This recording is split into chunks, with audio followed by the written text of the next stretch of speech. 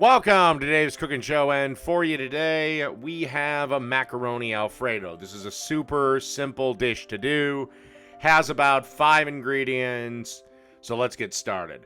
First thing you want to do is melt a stick of butter in a pan.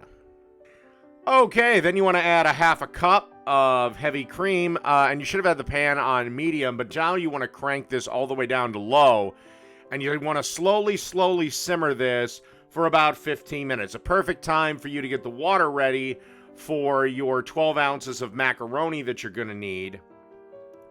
And like I said, whatever's on the package for the minimum time, take a minute off. And again, slowly cook this for about 15 minutes. All right, now we've got our 12 ounces of macaroni done. So why don't we add the hot butter cream sauce to the party?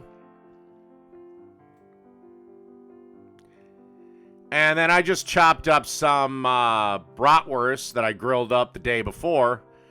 And then you want about 3/4 of a cup of freshly grated Parmesan cheese, another cup or half a cup of heavy cream, and of course salt and pepper.